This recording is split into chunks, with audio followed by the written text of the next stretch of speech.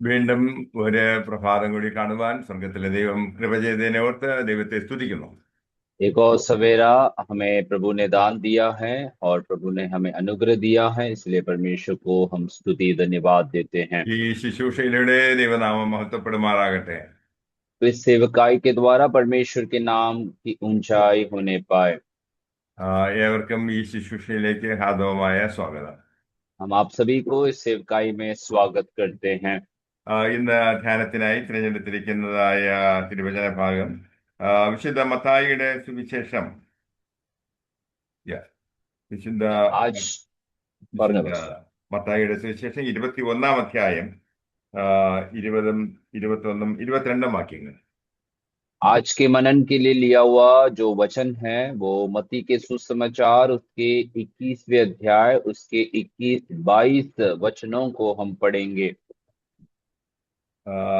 ശിഷ്യന്മാർ അത് കണ്ടാറേ അത്തി ഇത്ര ക്ഷണത്തിൽ ഉണങ്ങിപ്പോയത് എങ്ങനെ എന്ന് പറഞ്ഞ് ആശ്ചര്യപ്പെട്ടു. അതിന് യേശു, നിങ്ങൾ സംശയിക്കാതെ വിശ്വാസമുള്ളവരായാൽ ഈ അത്തിയോട് ചെയ്തത് നിങ്ങളും ചെയ്യും എന്ന് മാത്രമല്ല, ഈ മലയോട് നീങ്ങി കടലിലേക്ക് ചാടിപ്പോക എന്ന് പറഞ്ഞാൽ അതും സംഭവിക്കും എന്ന് ഞാൻ സത്യമായിട്ട് നിങ്ങളോട് പറയുന്നു. നിങ്ങൾ വിശ്വസിച്ചുകൊണ്ട് പ്രാർത്ഥനയിൽ എന്ത് യാചിച്ചാലും നിങ്ങൾക്ക് ലഭിക്കും എന്ന് പറഞ്ഞു. मत्ती के सुसमाचार 21 अध्याय 20 से लेकर 22 आयत तक। ये देखकर चेलों को अचंभा हुआ और उन्होंने कहा, ये अंजीर का पेड़ तुरंत कैसे सूख गया? यीशु ने उनको उत्तर दिया, मैं तुमसे सच कहता हूं, यदि तुम विश्वास रखो और संदेह ना करो तो ना केवल ये करोगे जो इस अंजीर के पेड़ से किया गया है, परंतु यदि इस पहाड़ से भी कहोगे उखड़ जा और समुद्र में जा पड़ तो यह हो जाएगा। और जो कुछ तुम प्रार्थना में विश्वास से मांगोगे वह सब तुमको मिलेगा। ഈ ഭാഗത്ത് കർത്താവായ യേശുക്രിസ്തുവും തൻ്റെ ശിഷ്യന്മാരും അവരെ പ്രാർത്ഥിക്കേണ്ട രീതിയെക്കുറിച്ച് വാസ്തവമായി പഠിപ്പിക്കുകയാണ് ചെയ്യുന്നത്. यहाँ इस भाग में हम देखते हैं यीशु मसीह जो है अपने चेलों से प्रार्थना किस प्रकार से करना है उसी के बारे में उन्हें समझा कर दे रहा है। ആം, യേശുക്രിസ്തുവും തൻ്റെ ഈ ലോകത്തുള്ളതായ പ്രവർത്തനങ്ങൾ അവസാനിപ്പിച്ചിട്ട് ആം, നമ്മുടെ പാപത്തിന് വേണ്ടി മരിക്കുന്നതിന് വേണ്ടിയും തയ്യാറാകുന്നതായ ആ ഒരു പശ്ചാത്തലത്തിലാണ് നാം ഇതിനെക്കുറിച്ച് ചിന്തിക്കുന്നത്. और यीशु मसीह जो था उस समय में अपने इस संसार की सेवकाई खत्म करते हुए हमें उस मृत्यु के करीब पहुंचने का उन दौरान में हुआ एक घटना को यहाँ पर हमने आज पढ़कर सुना है। ഇതുവരെയും യേശു അവരോടുകൂടെ ശാരീരികമായിട്ട് ഉണ്ടായിരുന്നു. अब तक जो है यीशु मसीह उन चेलों के साथ शारीरिक रीति से उनके बीच में उपस्थित रहा है। താൻ മരിച്ച് ഉയർത്തെഴുന്നതിന് ശേഷം ഈ ജനത്തിന് ഭൗതികമായിട്ട് അല്ലെങ്കിൽ ശാരീരികമായിട്ട് യേശുവിന്റെ സാന്നിധ്യം എല്ലായ്പ്പോഴും അനുഭവിക്കുവാൻ കഴിയുകയില്ലല്ലോ. और ये भी यीशु जानता था कि यीशु के मृत्यु के पश्चात जब वो पुनरुत्थान होकर जी उठेंगे तो आमीन हर समय यीशु मसीह का ये शारीरिक उपस्थिति वो चेलों के साथ वो हमेशा नहीं दे पाएंगे। യേശുവിന്റെ സാന്നിധ്യം തുടർമാനമായിട്ട് അവർക്ക് ലഭിക്കുന്നതിന് വേണ്ടിയും നിരന്തരമായി അവർ പ്രാർത്ഥിക്കേണ്ടിയിരുന്നു.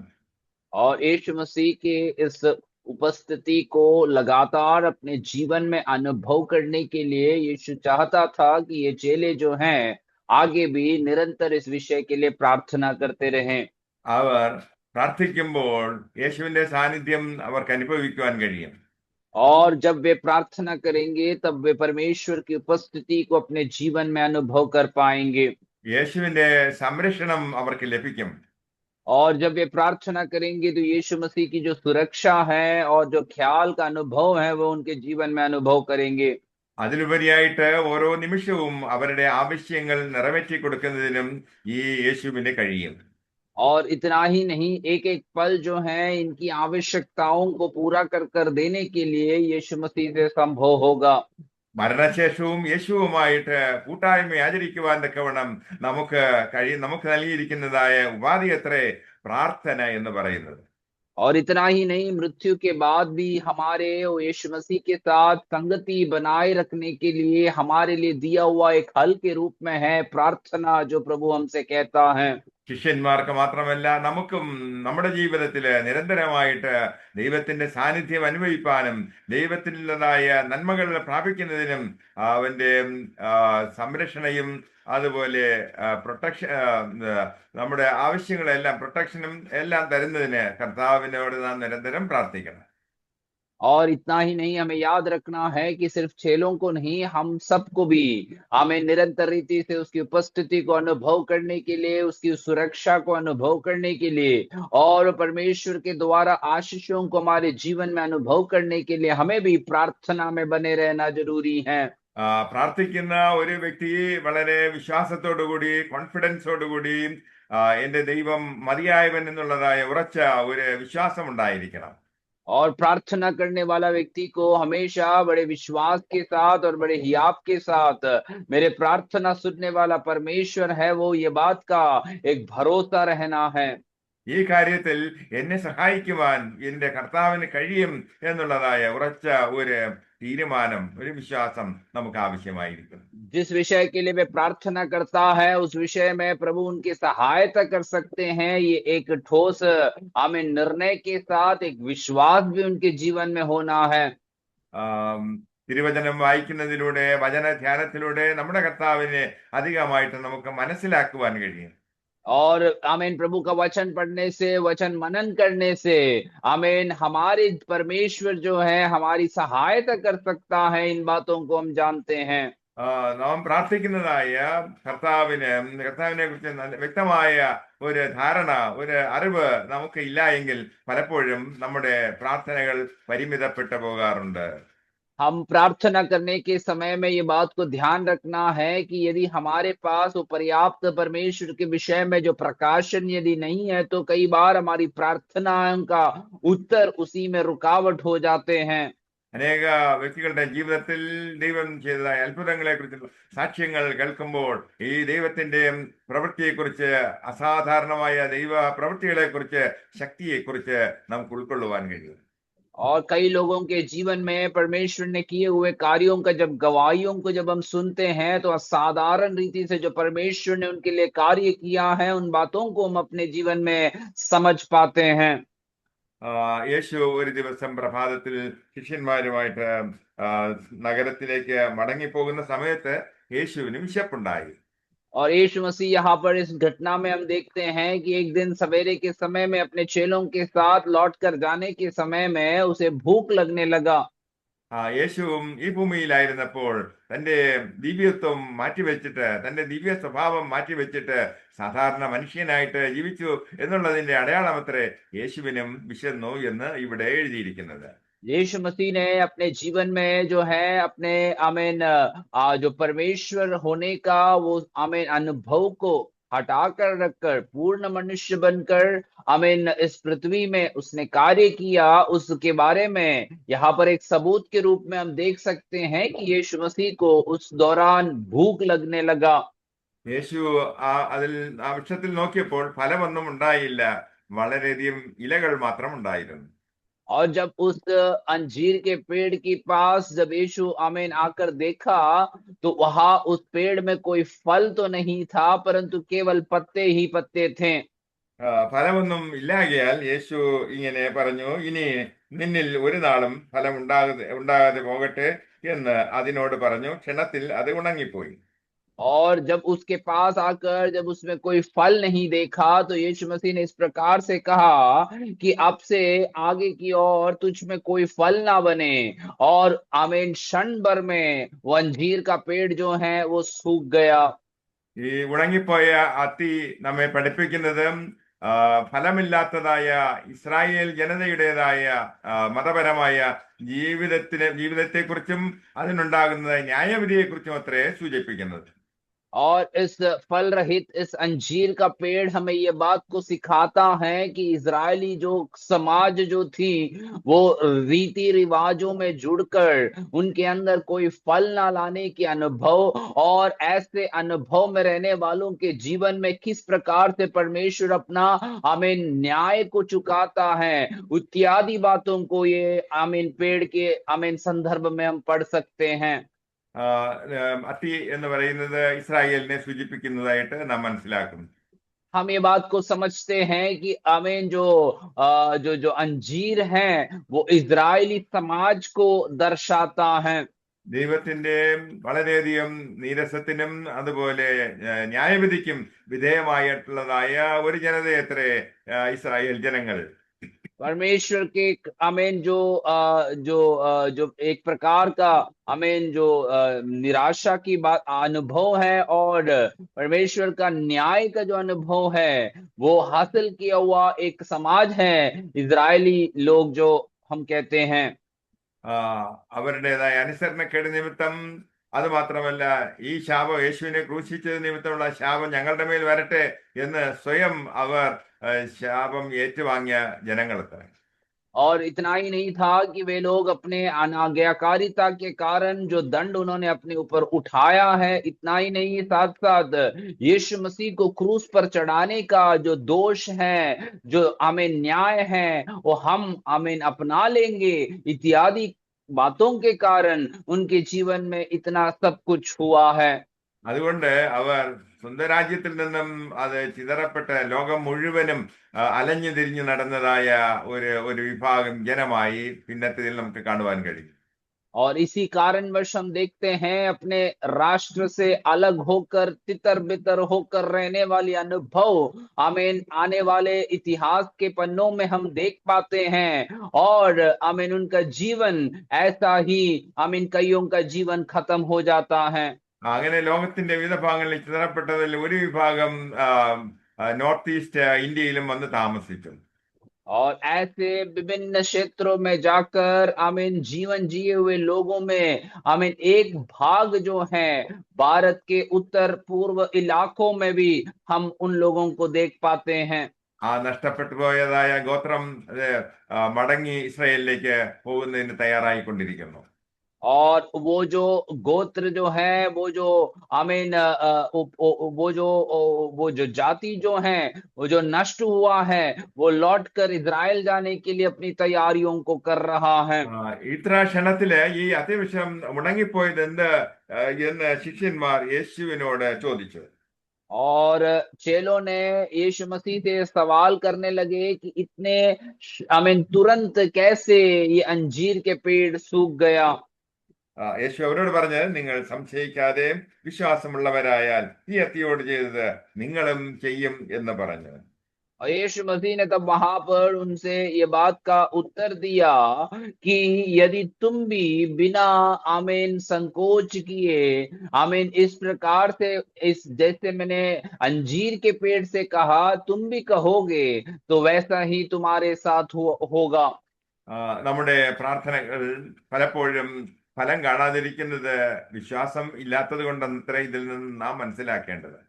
और कई बार हमारी प्रार्थनाओं में भी फल ना देखने का कारण क्या है पूछा जाए, तो हमारे अंदर भी विश्वास की कमी है। ये घटना से हम ये बात को समझ पाएंगे। അത് മാത്രമല്ല, നാം പ്രാർത്ഥിക്കുന്ന വിഷയത്തിനുള്ള മറുപടി നമ്മൾ പ്രതീക്ഷിക്കുകയും വേണം.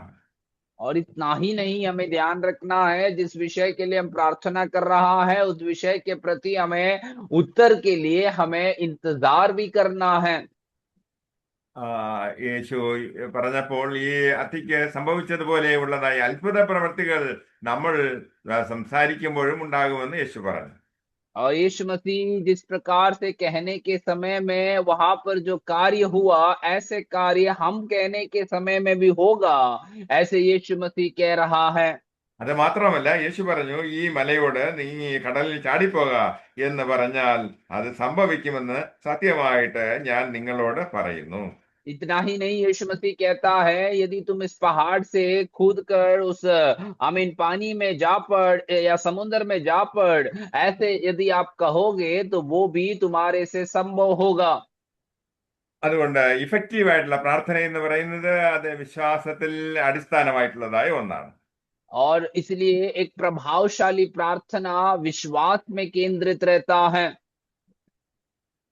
നമ്മുടെ ജീവിതത്തിൽ നിരവധിയായിട്ടുള്ളതായ പ്രതിസന്ധികളെയും പ്രശ്നങ്ങളെയും പ്രതികൂല സാഹചര്യങ്ങളെ നാം അഭിമുഖീകരിക്കാറുണ്ട്. और हमारे भी जीवन में विभिन्न प्रकार की प्रश्नों को और मुश्किल परिस्थितियों को हम अपने आप में सामना करते हैं। ഈ പ്രതികൂലങ്ങളെ നമുക്ക് നമ്മുടെ ജീവിതത്തിലെ മലകൾ എന്ന് പറയുവാൻ കഴിയും. और आमीन, हम इस प्रकार से ऐसे परिस्थितियों को, ऐसे समस्याओं को हमारे जीवन का पहाड़ के रूप में हम शायद दर्शा सकते हैं। ദൈവത്തിന്റെ ഹിതം നമ്മുടെ ജീവിതത്തിൽ നിറവേറ്റപ്പെടുന്നത് തടയുന്നത് എന്താണോ അത് ഒരു മൗണ്ടനാണ്. और परमेश्वर की इच्छा हमारे जीवन में रुकावट के रूप में जो भी विषय हमारे सामने खड़े रहते हैं, वो हमारे लिए एक पहाड़ के समान समस्याएं होती हैं। ദൈവത്തിന്റെ അനുഗ്രഹം നമുക്ക് ലഭിക്കാതിരിക്കുവാൻ തക്കവണ്ണം നമ്മെ തടയുന്നതായ അതെല്ലാം അത് മൗണ്ടനായിട്ട് നമുക്ക് കണക്കാക്കാം. और परमेश्वर का अनुग्रह को पाने से हमें रोकने वाला कोई भी विषय क्यों ना हो, वो हमारे लिए एक पहाड़ समान समस्या ठहरते हैं। സാത്താൻ നമ്മുടെ ജീവിതത്തിൽ തടസ്സങ്ങൾ കൊണ്ടുവരുമ്പോൾ അതിനെ ആ തടസ്സങ്ങളെ അതിജീവിക്കുവാനത്രേ യേശു നമ്മെ പഠിപ്പിച്ചത്. और शैतान जब हमारे जीवन में समस्याओं को लेकर आते हैं, उन समस्याओं को पार करने के लिए, उसे खत्म करने के लिए परमेश्वर ने हमें अधिकार को दिया है। നാം ഈ മലയോട് നീങ്ങി കടലിൽ ചാടുവാൻ പറഞ്ഞാൽ അങ്ങനെ സംഭവിക്കുമെന്ന് യേശു പറഞ്ഞു. और यीशु मसीह कहता है कि यदि तुम इस आमीन पहाड़ से कहोगे उखड़ जा और समुद्र जा पड़, तो ऐसा ही होगा। നമ്മുടെ ജീവിതത്തിലുള്ളതായ ഈ പ്രതികൂലങ്ങൾ മാറുന്നതിന് വേണ്ടിയും നാം പ്രാർത്ഥിക്കുമ്പോൾ യേശു പറഞ്ഞു, നിങ്ങൾ എന്ത് ചോദിച്ചാലും നിങ്ങൾക്ക് ലഭിക്കുമെന്ന് പറഞ്ഞു. हमारे जीवन के मुश्किल अवस्थाओं को हटाने के लिए यीशु मसीह यहाँ पर ये बात को हमें कहता है कि तुम जो कुछ भी मांगोगे वो तुम्हें दिया जाएगा। യേശു പറഞ്ഞത് വിശ്വസിച്ചുകൊണ്ട് പ്രാർത്ഥനയിൽ എന്ത് യാചിച്ചാലും നിങ്ങൾക്ക് ലഭിക്കുമെന്ന് പറഞ്ഞു. और यीशु मसीह यहाँ पर कहता है कि जो तुम प्रार्थना में विश्वास से मांगोगे वो सब कुछ तुमको मिलेगा। നമ്മുടെ ജീവിതങ്ങളെ ഒന്ന് ആത്മപരിശോധന ചെയ്ത് നന്നായിരിക്കും. നമ്മുടെ പ്രാർത്ഥനകൾ എത്രമാത്രം വിശ്വാസത്തിൽ അടിസ്ഥാനമായിട്ടുള്ളതാണ് എന്ന് നാം ചിന്തിക്കുന്നത് കൊള്ളാം.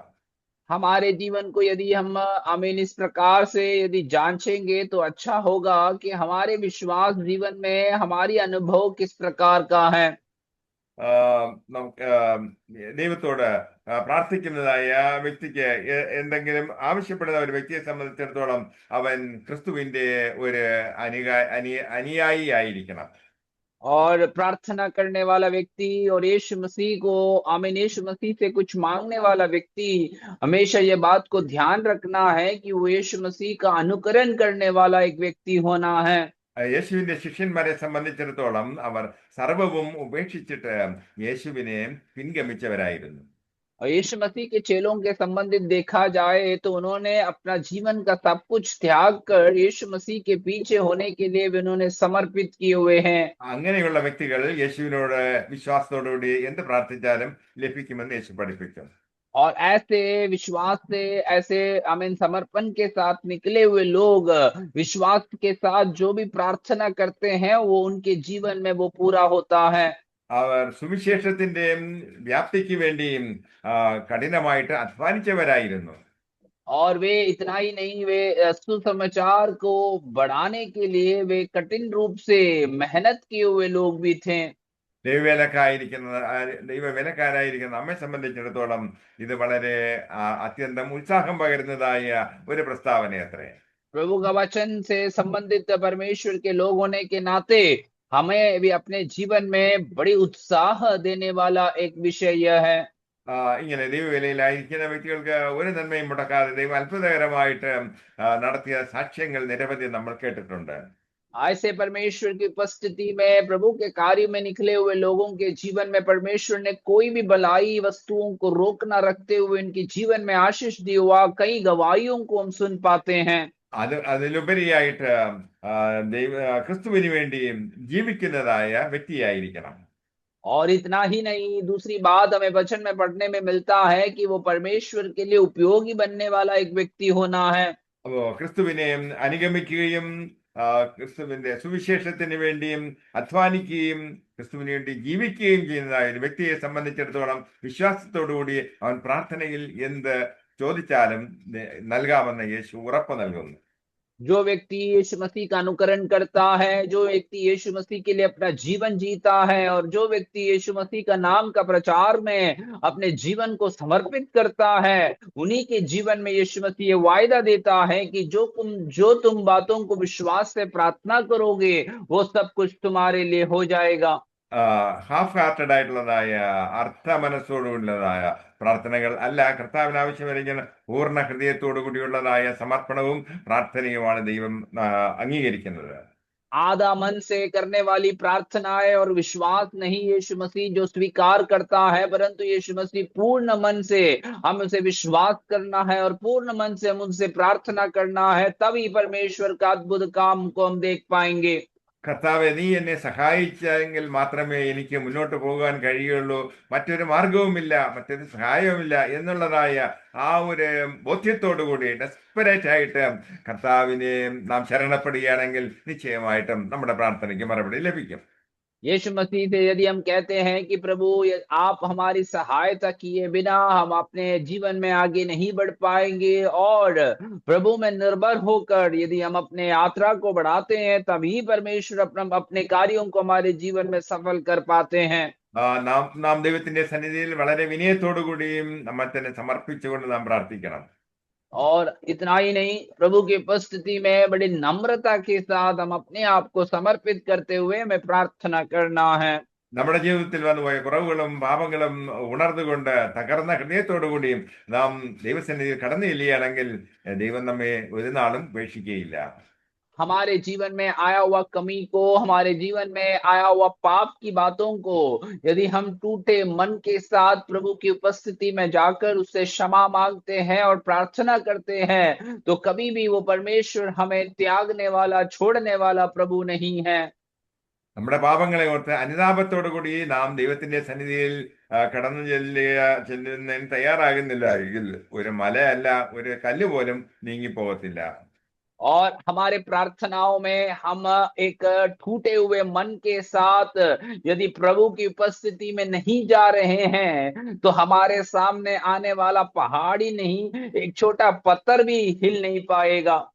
അതുപോലെ നമ്മുടെ ജീവിതത്തിൽ മറ്റുള്ളവർക്ക് മനസ്സലിവും ദയയും കൃപയും കാണിക്കുവാൻ നാം തയ്യാറാകുന്നില്ല എങ്കിൽ ദൈവത്തിൽ നിന്ന് നമുക്ക് കൃപയും ദയയും ലഭിക്കുകയുമില്ല.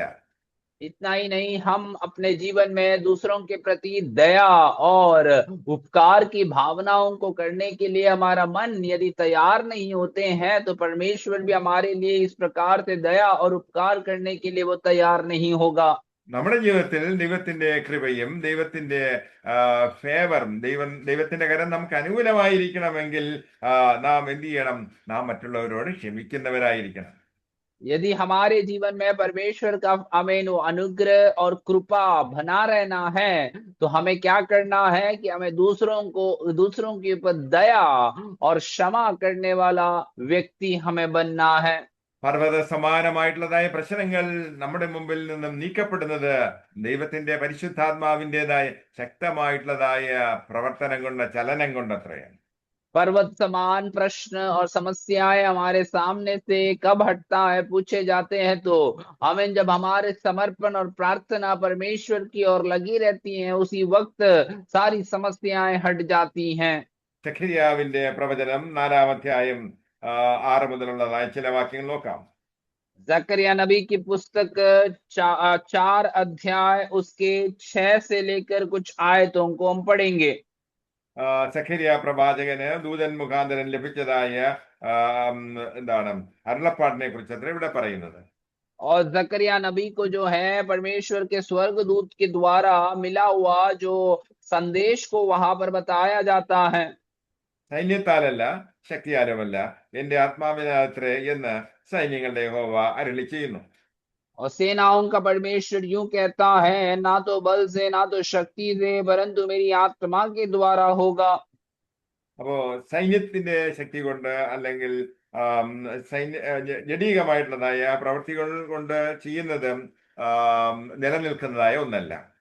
और इसके इसके द्वारा हमें ये बात को समझ में आता है कि शारीरिक बल से किए जाने वाला कार्य जो है वो हमेशा टिका नहीं रहेगा। അപ്പോൾ ദൈവപ്രവൃത്തി എന്ന് പറയുന്നത് അത് ശക്തിയിൽ അടിസ്ഥാനമായിട്ടുള്ളതായ ഒന്നല്ല, നമ്മുടെ ജഡത്തിൻ്റെതായ പ്രവൃത്തികളാലും ഉണ്ടാകുന്നതല്ല.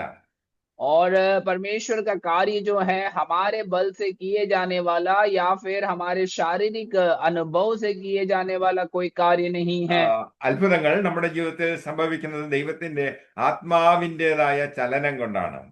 और अद्भुत कार्य जब हमारे जीवन में घटता है वो परमेश्वर की आत्मा के द्वारा किए जाने वाले कार्यों के द्वारा है। ദൈവാത്മാവിൽ അധിഷ്ഠിതമായിട്ടുള്ള അല്ലാത്തതായ നമ്മുടെ ആത്മീയ ശുശ്രൂഷകൾ എന്ന് പറയുന്നത് അതെല്ലാം ജഡത്തിന്റെ പ്രവൃത്തികളായി മാറും. परमेश्वर की आत्मा में निर्धारित एक अनुभव से छोड़कर कोई और भी अनुभव है तो वो सब शारीरिक अनुभव से है, ये प्रभु का वचन हमें बता कर देता है। ഇവിടെ സെരുബ്ബാബേൽ എന്ന് പറയുന്നതായ ഒരു വ്യക്തിയെ കുറിച്ച് പറഞ്ഞിരിക്കുന്നു. यहाँ पर जरुब्बाबेल नाम का एक व्यक्ति के बारे में उल्लेख किया गया है। മേദ്യ പാർഷ്യ ദേശത്ത് നിന്നും അനവധി പ്രവാസികളായിരുന്നതായ ഇസ്രായേൽ ജനങ്ങളെ, യഹൂദന്മാരെ മടങ്ങിപ്പോകുന്നതിന് അനുവാദം ലഭിച്ചു. और अमीन जो बाबुल के शासन के बाद मादी फारसी के उस शासन के समय में परमेश्वर के लोगों को, यहूदियों को एक अनुमति दिया गया कि वे लौटकर अपने स्थानों में जा सकते हैं। അവരുടെ ഇസ്രായേൽ യഹൂദന്റേതായ കാര്യങ്ങൾ നോക്കുന്നതിന് വേണ്ടി ഗവർണറായിട്ട് നിയമിച്ചതായ ഒരു വ്യക്തിയായിരുന്നു സെരുബ്ബാബേൽ. और ये इजरायली यहूदियों के कार्यों का देखभाल करने के लिए वहां पर उपयुक्त या नियुक्त किया हुआ एक अधिकारी था। സെരുബ്ബാബേൽ മനസ്സിലാക്കിയത് യെരൂശലേം ദേവാലയത്തിന്റെ തകർച്ചയെക്കുറിച്ച് ആണ്. അതുകൊണ്ട് ഏറ്റവും പ്രധാനപ്പെട്ട ആവശ്യം ഈ യെരൂശലേം ദേവാലയത്തിന്റെ പുനർനിർമ്മാണമാണ് തന്റെ മുമ്പുള്ളതായ മുഖ്യമായിട്ടുള്ളതായ ലക്ഷ്യം.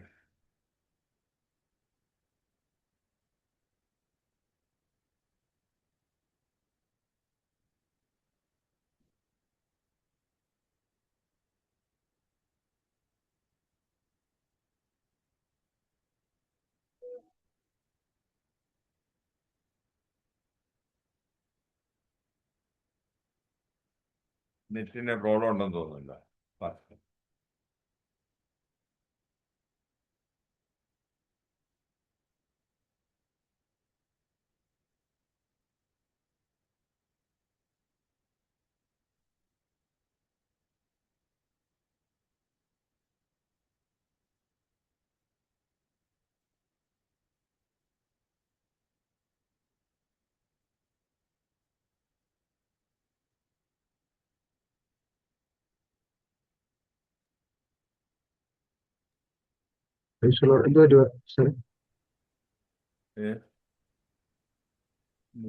ക്ലിയർ ആണ്, ഇവിടെ ഓക്കെ ആണ്.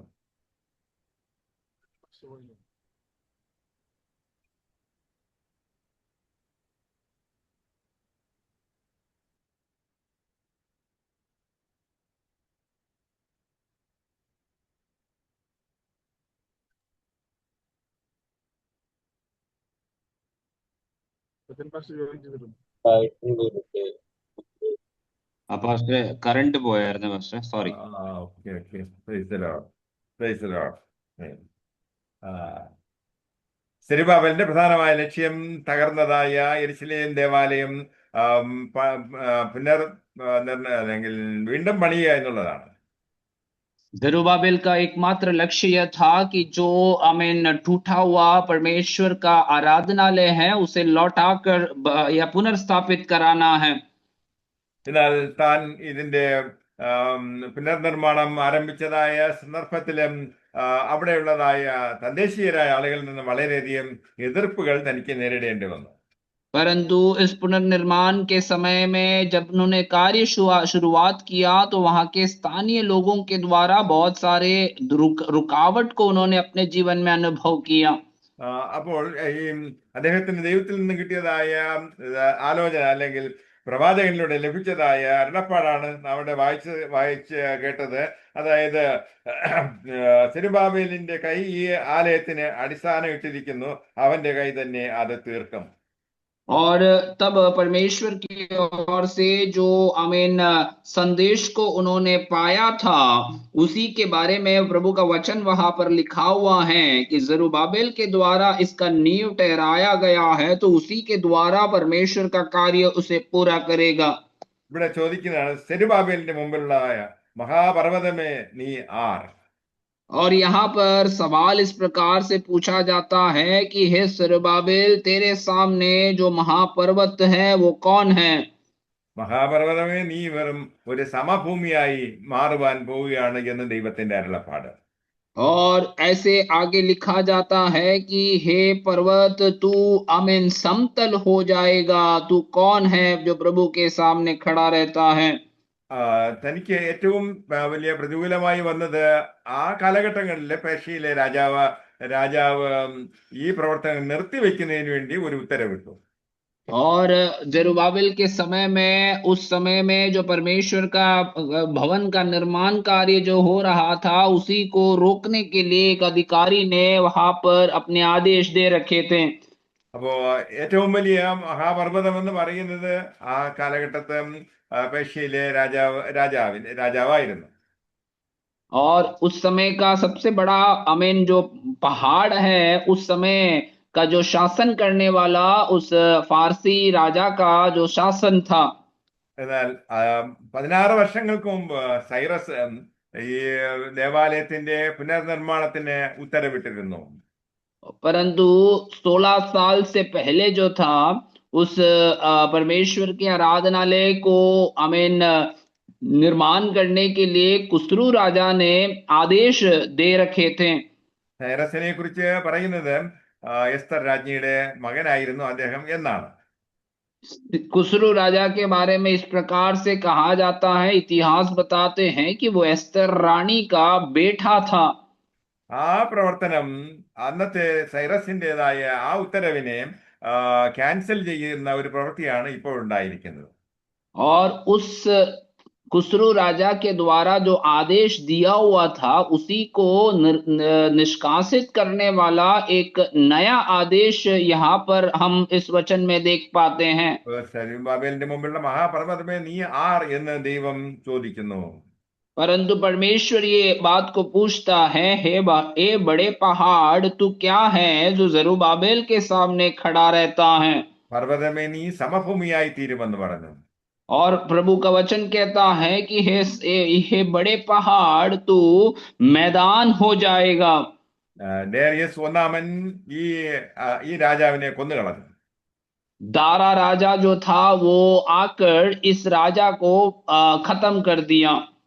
അങ്ങനെ തന്റെ മുമ്പിലുള്ളതായ ഏറ്റവും വലിയ തടസ്സമായിരുന്നതായ ആ രാജാവിനെ നീക്കിയത് കൊണ്ട് തനിക്ക് ബുദ്ധിമുട്ട് നീങ്ങിക്കിട്ടുകയും പണി പുനരാരംഭിക്കുകയും ചെയ്തു. तो उसके सामने जो रुकावट के सामने समान खड़ा रहने वाला इस राजा को जब खत्म कर दिया गया, तो उनका जो समस्याएं दूर हो गई और ये लोग अपने कार्यों को फिर से पुनर्स्थापित कर पाए।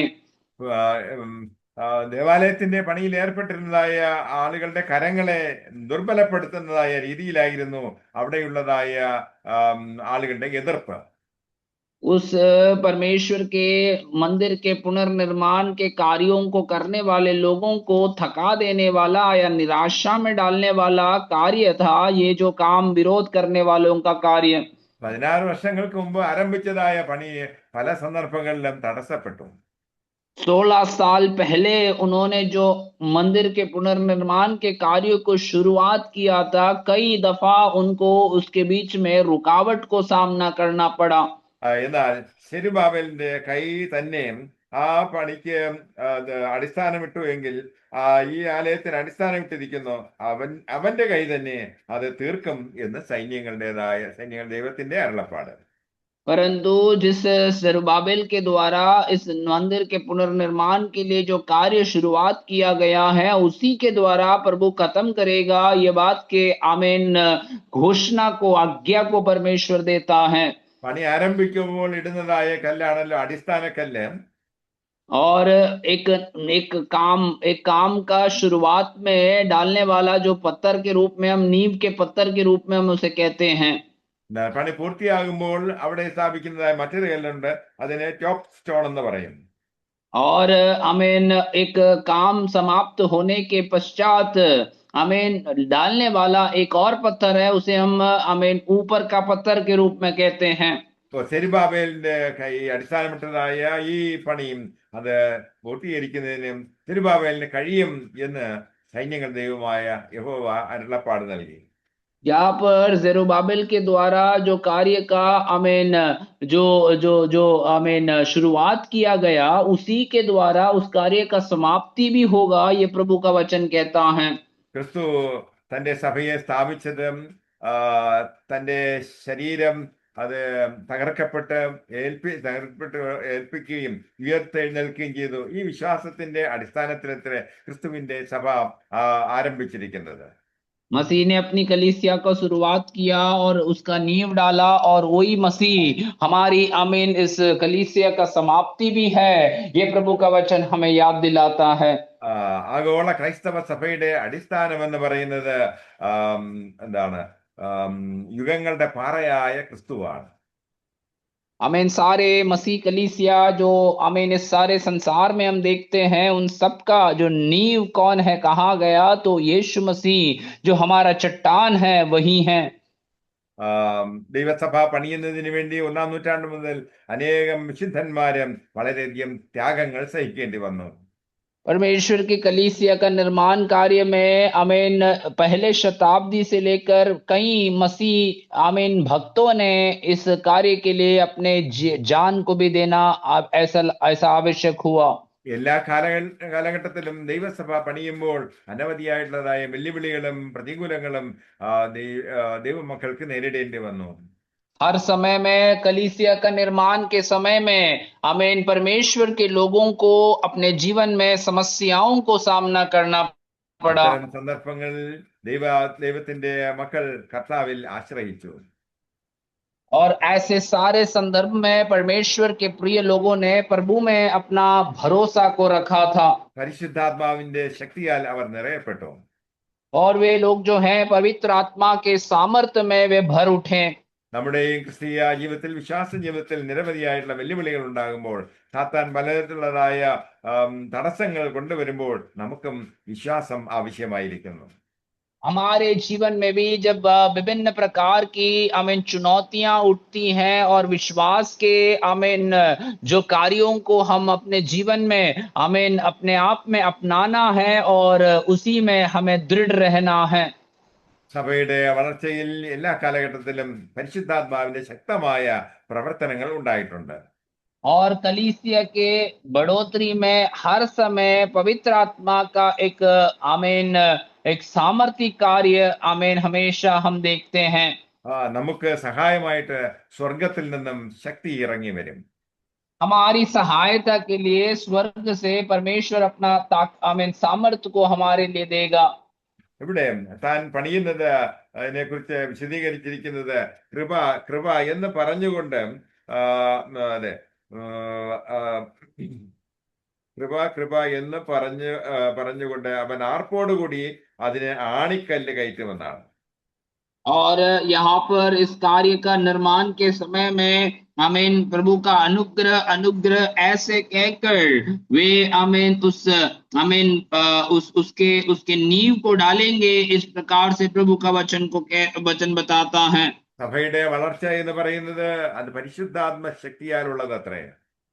परमेश्वर की कलीसिया का जो बढ़ोतरी जो है वो पवित्र आत्मा का सामर्थ्य के द्वारा है। അത് കൃപയാലുള്ളതായ ഒരു പ്രവൃത്തി അത്രേ. और वे जो है परमेश्वर का अनुग्रह में भरने वाला एक कार्य में है। ദൈവമക്കളുടെ വിശ്വാസികളുടേതായ ജീവിതത്തിലും ദൈവത്തിന്റെ ഫേവർ, ദൈവത്തിന്റെ കൃപ, ദൈവം നമുക്ക് അനുകൂലമായിരിക്കുന്നു. के जीवन में, विश्वासियों के जीवन में भी परमेश्वर का जो अनुग्रह है और प्रभु की दया जो है वो हमारे जीवन में वो देता है।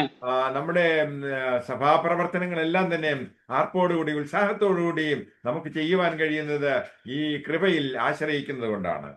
और हमारे सारे कार्यों में, हमारे हरेक आमीन कामों में हम ये कार्य जो है प्रभु का अनुग्रह में निर्भर होकर हम कर पाते हैं।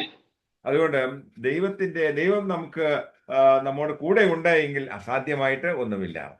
इसलिए यदि परमेश्वर यदि हमारे साथ है तो असंभव हमारे लिए कुछ भी नहीं है। മാനുഷിക പ്രയത്നം കൊണ്ട് അല്ല സഭ ഉണ്ടായിട്ടുള്ളത്. मनुष्य के प्रयत्न से कभी भी कलीसिया का आमीन शुरुआत नहीं हुआ है। അപ്പോൾ ദൈവമാണ് ഈ പ്രവൃത്തി ഇതിന്റെ ശില്പിയെങ്കിൽ, സഭയുടെ ശില്പി ദൈവമാണ് എങ്കിൽ ഈ മനുഷ്യ ശക്തികൾക്ക് സഭയെ നശിപ്പിക്കുവാൻ കഴിയുകയില്ല. तो ये बात को याद रखना है कि कलीसिया का निर्माण करने वाला यदि परमेश्वर है तो मनुष्य अपने कार्यों को कभी भी आमीन पूरा नहीं कर पाएगा। സഭയുടെ നാഥൻ യേശു കർത്താവാണ്. कलीसिया का जो आमीन स्वामी है वो यीशु मसीह है। ഞാൻ എൻ്റെ സഭയെ പണിയും, പാതാള ഗോപുരങ്ങൾ ജയിക്കയില്ല എന്ന് യേശു പ്രഖ്യാപിച്ചു. यीशु मसीह ने ये कहा है कि मैं अपनी कलीसिया को बनाऊंगा, अधोलोक की फाटक उस पर प्रबल नहीं हो पाएगा। പാതാള ഗോപുരങ്ങൾ പൈശാചിക ശക്തികള് കാലാകാലങ്ങളിൽ സഭയെ തകർക്കുവാൻ തക്കവണ്ണം, ഉന്മൂലനാശം വരുത്തുവാൻ തക്കവണ്ണം ശ്രമിച്ചിട്ടുണ്ട്. समय समय पर ഒരു മിനിറ്റ് പാസ്റ്റർ. കേൾക്കുന്നുണ്ടോ? കേൾക്കുന്നു. समय समय पर आमीन लोगों ने कलीसिया के कार्यों को खत्म करने के लिए आमीन कई कड़ी प्रयत्न को किया है। എത്രമാത്രം സഭയെ പീഡിപ്പിച്ചാലും സഭ വളർന്നുകൊണ്ടേയിരിക്കുന്നു. कितना भी कलीसिया को सताया जाए तो भी कलीसिया अपना कार्य को शुरुआत करता रहता है। കാരണം പരിശുദ്ധാത്മാവത്രയും സഭയെ നയിച്ചുകൊണ്ടിരിക്കുന്നത്. कारण क्या है पूछा जाए तो पवित्र आत्मा है जो कलीसिया को चलाता है। ചില മനുഷ്യർ ചേർന്ന് ആരംഭിച്ച ഒന്നല്ല സഭ എന്ന് പറയുന്നത്. किसी मनुष्य के द्वारा आरंभ किया हुआ एक संस्था नहीं है कलीसिया। അതെ, ക്രിസ്തുവിന്റെ മണവാട്ടിയായിട്ട് ഒരു സഭയെ ദൈവം വാർത്തെടുത്തുകൊണ്ടിരിക്കുന്നു. और मसीह के दुल्हन के रूप में एक कलीसिया को परमेश्वर निर्माण करके ले आ रहा है। ഇവിടെ സെരുബ്ബാബേലിന് ഏറ്റവും പ്രതികൂലങ്ങൾ സൃഷ്ടിച്ചതായ ആ രാജാവിനെ ഭൂമിയിൽ നിന്നും ഇല്ലാതാക്കി കളഞ്ഞു. यहाँ पर हम देखते हैं कि जरुब्बाबेल के खिलाफ में आमीन प्रश्नों को खड़ा किया हुआ एक राजा को ही परमेश्वर ने खत्म कर दिया। ബൈബിളിൽ നാം ഇങ്ങനെ വായിക്കുന്നു, സർവശക്തനായ ദൈവത്തിന്റെ കരങ്ങളിൽ വീഴുന്നത് എത്ര ഭയാനകം. बाइबल में इस प्रकार से एक आयत में हम पढ़ते हैं कि सर्वशक्तिमान के हाथों में गिरना कितनी भयानक अनुभव होगा। അനേകം വ്യക്തികൾ ഈ നാളുകളിൽ ക്രൈസ്തവ സഭയെ വെല്ലുവിളിക്കുന്നുണ്ട്. और अनेक लोग जो हैं आज की तारीख में मसीह कलीसिया के विरोध में ललकार बोलते हैं, चुनौती देते हैं। അങ്ങനെ സഭയ്ക്ക് വളരെയധികം പീഡനങ്ങൾ വരുത്തിയതായ ശൗലിനെ പോലെയുള്ള ആളുകൾ പിന്നത്തേതിൽ അവർ മാനസാന്തരപ്പെട്ടു. और अंत में हम ये बात को वचन से ही हम सबूत में देख पाते हैं कि शाऊल के जैसा कलीसिया का सताया हुआ लोग ही अंत में वे परमेश्वर के कलीसिया के एक भाग बन जाते हैं। ഒറീസയില് ഗ്രഹാം സ്റ്റീൻസിനെ കൊന്നതായ ആ ടീമിലുണ്ടായിരുന്നതായ ഒരു വ്യക്തി ഇന്ന് യേശുവിനെ സ്വീകരിച്ച് സുവിശേഷത്തിന് സാക്ഷിയായി നിൽക്കുന്നു. उड़ीसा में जो ग्राहम स्टीन्स नाम के एक मिशनरी को मारे हुए लोगों में से आज एक व्यक्ति जो है आज यीशु मसीह को अपना उद्धारकर्ता के रूप में स्वीकार किया हुआ है। അതുകൊണ്ട് ദൈവസഭ പണിതുകൊണ്ടിരിക്കുന്നത് പരിശുദ്ധാത്മാവാണ്. इसलिए याद रखना है कि परमेश्वर की कलीसिया का निर्माण करने वाला पवित्र आत्मा है। ക്രിസ്തു ആരംഭിച്ചതായ ആ പണി പൂർത്തീകരിക്കുന്നതിന് ക്രിസ്തുവിന് കഴിയും. और मसीह ने जो कार्य को शुरुआत किया है उसी को मसीह अपने समय पे पूरा करेगा। ആരെല്ലാം എതിർത്താലും ദൈവപ്രവൃത്തിക്ക് ഒരു തടസ്സവും ഉണ്ടാകുകയില്ല. कोई भी आमीन क्यों ना आमीन विरोध करे, परमेश्वर के कार्य में कोई भी प्रकार का रुकावट नहीं होगा। ആം, ഉം, ഭയപ്പെട്ടു പോകാതെ പ്രതികൂലങ്ങളെ കണ്ടിട്ട് മാറി നിൽക്കാതെ സെരുബ്ബാബേലിനെ പോലെ നമ്മുടെ മുമ്പിൽ നമ്മെ ഏൽപ്പിച്ചിരിക്കുന്ന ദൗത്യം നിറവേറ്റുന്നതിന് വേണ്ടി പരിശുദ്ധാത്മാവ് നമ്മെ സഹായിക്കട്ടെ. और बिना भयभीत हुए, बिना आमीन रुके हुए, डर के रुके हुए, परमेश्वर ने दिए हुए कार्य को पूरा करने के लिए पवित्र आत्मा हमारे जीवन में हमें बल और सहायता देने पाए। വിശ്വാസികളുടേതായ ജീവിതത്തിൽ ഉണ്ടാകുന്നതായ തടസ്സങ്ങൾ മാറ്റുവാൻ തക്കവണ്ണം, പിശാചിന്റെ പ്രവൃത്തികൾ അഴിക്കുവാൻ തക്കവണ്ണം നമുക്ക് സഹായമായിട്ട് സ്വർഗം നമുക്ക് സഹായമായിരിക്കുന്നു. और विश्वासियों के जीवन के समस्याओं को हटाने के लिए, हमारे लिए सहायक बनकर उतर आने के लिए मसीह हमेशा से हमारे लिए तैयार रहता है। ഏത് പ്രതികൂലങ്ങൾ ഉണ്ടെങ്കിലും അതിനെ അതിജീവിക്കുന്നവരത്രേ, ഓവർകമേഴ്സ് അത്രേ ദൈവമക്കൾ. और आमीन, कितने भी विपरीत परिस्थिति और प्रतिकूल अवस्थाएं आए, उसी को पार करने वाला, उसमें जयवंत होने वाले लोग हैं मसीह लोग। പിന്മാറി പോകുന്നവരായിട്ടല്ല, പിന്നെ പൂർവാധികം ശക്തിയോടുകൂടിയും ദൈവത്തിന്റെ സാക്ഷികളായി നിൽക്കുവാൻ തക്കവണ്ണം കർത്താവ് നമ്മെ സഹായിക്കട്ടെ. पीछे हटकर भागने वालों में से नहीं, परंतु और बल और सामर्थ्य को प्राप्त करते हुए आगे बढ़ने वाले लोग हैं, जो मसीह लोग कहते हैं। നമ്മുടെ ജീവിതത്തിൽ ഉയർച്ചയുണ്ടാകുവാൻ പോകുന്നു, നമ്മുടെ അവസ്ഥകൾ മാറ്റുവാൻ പോകുന്നു. കാരണം കർത്താവായ യേശുക്രിസ്തുവും നമ്മോട് കൂടെ ഉണ്ട്. हमारे जीवन में एक बढ़ोतरी होने जा रहा है, हमारे जीवन में एक बदलाव होने जा रहा है, क्योंकि यीशु मसीह हमारे संग हैं। ശാരീരികമായി യേശു നമ്മോട് കൂടെ ഇല്ല എങ്കിലും നാം പ്രാർത്ഥനയിലൂടെ കർത്താവിൻ്റെതായ കൂട്ടായ്മ അനുഭവിക്കുവാൻ, കർത്താവിൻ്റെതായ പ്രൊട്ടക്ഷൻ അനുഭവിക്കുവാൻ നമുക്ക് കഴിയുന്നു. और शारीरिक रूप से यीशु मसीह हमारे बीच में उपस्थित नहीं है, तो भी यीशु मसीह का उस सुरक्षा को, यीशु मसीह का वो उपस्थिति को हम अपने जीवन में अनुभव कर पाते हैं। ഈ നാളുകളിൽ നമുക്ക് ആവശ്യമായിരിക്കുന്നത് പരിശുദ്ധാത്മാവിന്റെ ശക്തമായ ഒരു ഇടപെടൽ അത്രയാണ്. और इन दिनों में हमें परमेश्वर की पवित्र आत्मा का एक सामर्थ्य कार्य हमारे जीवन में होना, ये बहुत जरूरी അതെ, है। പുഷ്ടി നിമിത്തം നുകങ്ങൾ തകർന്നു പോകും എന്ന് തിരുവചനത്തിൽ നാം വായിക്കുന്നു. और प्रभु का वचन कहता है कि अमीन, अमीन, सब बल के कारण जो है वो सारी जुएं टूट जाती हैं। നമ്മുടെ വ്യക്തി ജീവിതങ്ങളിൽ ഉണ്ടാകുന്നതായ സകലവിധമായിട്ടുള്ള പൈശാചിക അടിമത്തങ്ങളും നുകങ്ങളും തകർക്കുവാൻ തക്കവണ്ണം ഈ പരിശുദ്ധാത്മാവിന്റെ അഭിഷേകം കഴിയും. हमारे व्यक्तिगत जीवन में उठने वाले या कलीसिया जीवन में उठने वाले हर एक प्रकार का इन जुओं को तोड़ने के लिए परमेश्वर की पवित्र आत्मा के सामर्थ्य से ये बात संभव है। നമ്മുടെ വ്യക്തി ജീവിതങ്ങളിലെ, കുടുംബ ജീവിതങ്ങളിലെ, സമൂഹത്തിലൊക്കെയും കാണുന്നതായ തകർച്ചകളിൽ നിന്നും അത് ഒരു പുനരുത്ഥാനം ഉണ്ടാകുവാൻ തക്കവണ്ണം, ഒരു ഉയർച്ച ഉണ്ടാകുവാൻ തക്ക, ഒരു വിടുതൽ ഉണ്ടാകുവാൻ തക്കവണ്ണം പരിശുദ്ധാത്മ ശക്തമായിട്ടുള്ളതായ ഒരു മൂവ് ഉണ്ടാകട്ടെ. और हमारे व्यक्तिगत जीवन में और हमारे कलीसिया पारिवारिक जीवन में एक बड़े सामर्थ्य कार्य, जो पवित्र आत्मा के द्वारा एक बड़ा सामर्थ्य हलचल होने के लिए हम अपने जीवन को समर्पित करते हुए प्रार्थना करेंगे। സാത്താന്യ ശക്തികൾ എത്രമാത്രം എതിർപ്പുകൾ പ്രകടിപ്പിച്ചാലും തടസ്സങ്ങൾ കൊണ്ടുവന്നാലും അതിനെയൊക്കെ അതിജീവിക്കുവാൻ തക്കവണ്ണം ദൈവത്തിന്റെ ആത്മാവിന് കഴിയും. और शैतान जो है कितने भी हमारे विरोध में अपने कार्यों को लेकर आने की कोशिश करे, परंतु उसी को पार करते हुए, उसी में जयवंत होते हुए बढ़ने के लिए परमेश्वर की पवित्र आत्मा हमें सहायता करता है। നാം അതിജീവിക്കുന്നവരാണ്. എന്തുകൊണ്ടെന്നാൽ കർത്താവ് പരിശുദ്ധാത്മാവിനത്രേ നാം നയിക്കപ്പെടുന്നത്.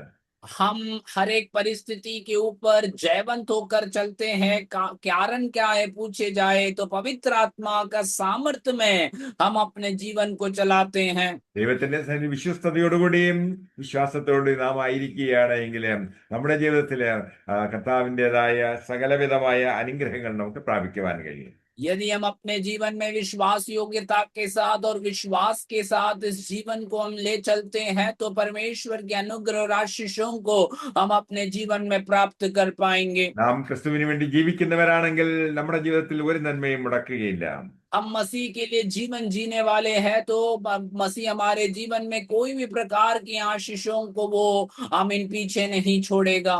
സുവിശേഷത്തിന്റെ വ്യാപ്തിക്ക് വേണ്ടി നാം പ്രവർത്തിക്കുന്നവരാകുന്നുവെങ്കിൽ നമ്മുടെ കാര്യങ്ങൾ കർത്താവ് നിറവേറ്റി തരും. परमेश्वर के सुसमाचार के विकास के लिए हम कार्य करने वाले लोग बनेंगे तो हमारी व्यक्तिगत आवश्यकताओं को भी पूरा करने के लिए प्रभु सामर्थी है। മുമ്പേ ദൈവരാജ്യവും നീതിയും അന്വേഷിപ്പിൻ, അതോടുകൂടി സകലവും നിങ്ങൾക്ക് ലഭിക്കും എന്ന് യേശു പ്രഖ്യാപിച്ചു. यीशु मसीह ने वचन में इस प्रकार से हमें बताते हैं कि पहले तुम मेरे धर्म और राज्य के खोज करो, इसी के द्वारा तुम्हें सब कुछ दिया जाएगा। ലോകത്തോട് നോ എന്ന് പറയുകയും ക്രിസ്തുവിനോട് മിശിഹായോട് യെസ് എന്ന് പറയുകയും ചെയ്തതായ ആ ശിഷ്യന്മാരുടെ മാതൃക നമുക്ക് സ്വീകരിക്കാം. और दुनिया से ना कहने वाले और मसीह से हाँ कहने वाले उन चेलों के उन मार्गदर्शन को हम अपने जीवन में अपनाएंगे। ക്രിസ്തുവിന്റെ പാത പിന്തുടരാം, ജയാളികളായി തീരാം. ദൈവം നമ്മെ സഹായിക്കട്ടെ. ആമേൻ. हम यीशु मसीह के मार्ग को अपनाएंगे और जयवंत होकर बढ़ेंगे। इन वचनों के द्वारा प्रभु हमें अनुग्रह और आशीष देने पाए।